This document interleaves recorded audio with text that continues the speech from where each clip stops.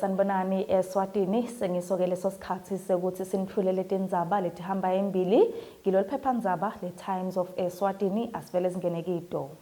Dzadzelo neminyaka lengu-19 budzala uboshiwe ngelicala lekusolwa ukuthi ushise indlu yabhuti latsandzana naye lenemakamelo lamane.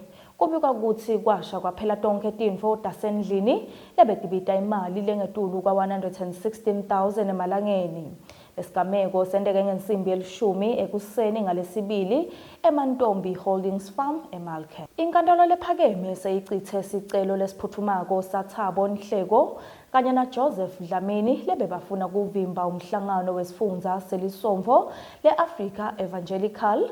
Lijaji Zonke Makagula lithi laba lababili bahlulekile ukukhombisa ukushesha kwalendzaba kanti futhi abazange bakhone kufakazela noma-ke kuletha bufakazi kuthi baneligunya lelisemthethweni lekuletha lolu dzaba enkantolo. Lijaji liphindze labayala ukuthi bakhokhe tindleko temtsetfo.